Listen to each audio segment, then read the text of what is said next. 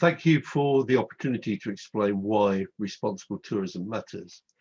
I really want, in the few minutes I have available to me, to explain why we adopted a responsible tourism approach. A big part of the answer to that question is the failure, really, of the world's commitment to sustainable development.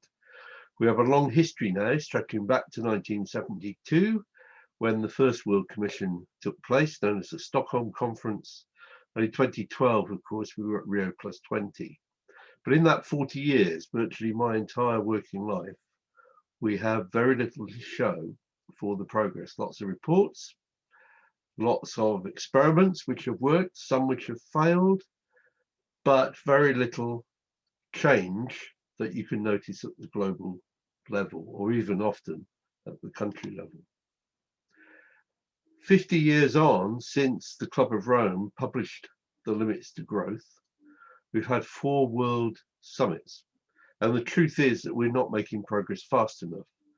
Over tourism, after all, is a direct consequence of doing no more than paying lip service to sustainability. We've been doing a great deal of that in tourism over the last 20 years.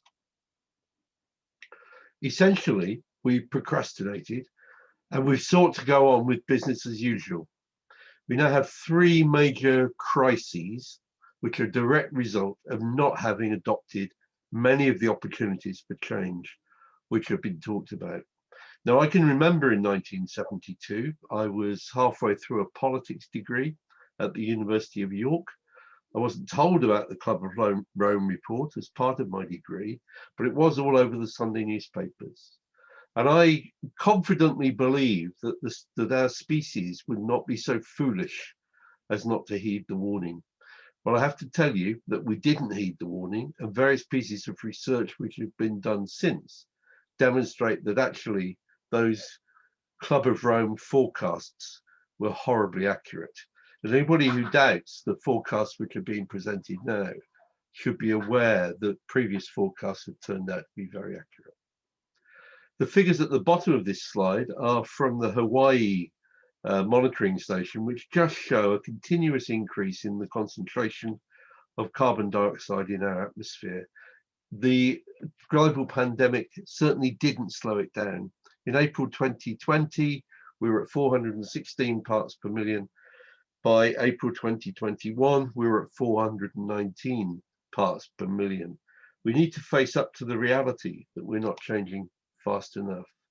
Now, why the emphasis on responsibility? It's because of the assumption of action, that we need to respond, we need to act, that action is required, and that critical to creating change is acknowledging and owning up to the problems and taking responsibility for making the necessary changes. Responsible tourism isn't a product. All forms of tourism can be more responsible. And of course, destinations are slowly beginning to focus on yield and attracting market segments more in life with local minds and local life, but we're not making progress anything like fast enough. We need to counter greenwashing, and the tourist needs to be able to experience the difference. If we don't achieve those things, we won't be able to adopt market solutions. So the critical difference between sustainable tourism and responsible tourism is that sustainability is merely an aspiration. It's vague, it's incapable of operational definition, and it's generally inoperative.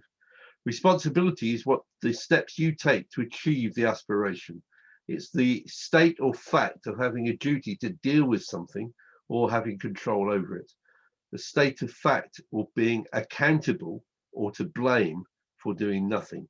And we need to emphasize that increasingly.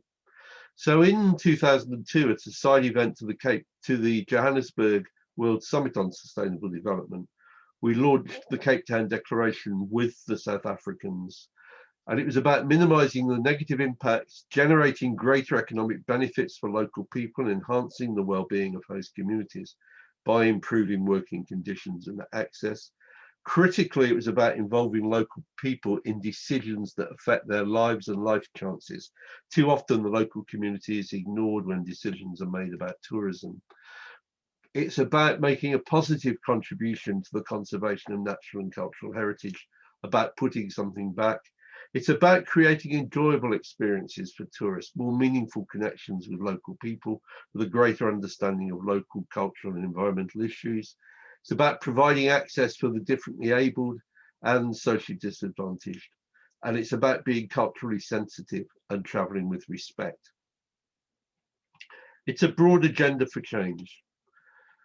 Each year in the World Responsible Tourism Awards, we recognize businesses which are making a difference. The awards for this year are on decarbonizing travel and tourism, sustaining employees and communities through the pandemic, destinations building back better post-COVID, increasing diversity in tourism. We're asking the question, how inclusive is our industry?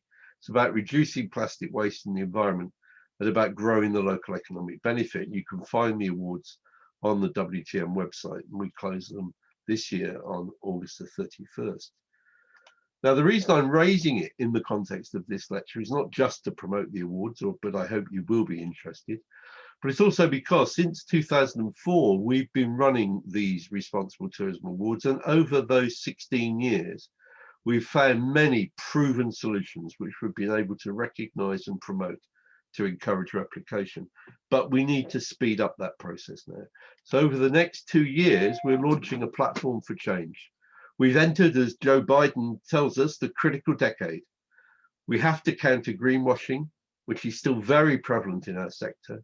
We need transparent reporting. Certification won't do. We need people to be reporting what they're addressing, what they're taking responsibility for, why they're doing it, what they're doing, and what the impact is. Certification does not deliver that. We need to move to Certification Plus. We're going to need to see much more government action to deal with the laggards who undermine progress. And I would point out that what COVID has done is demonstrate the way in which government can support the necessary changes to solve an immediate crisis. We need partnerships for change, and fundamentally, we need to stop worrying about the patter and watch the hands.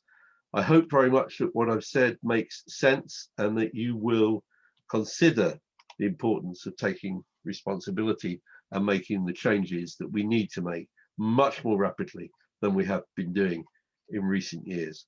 Thank you for listening.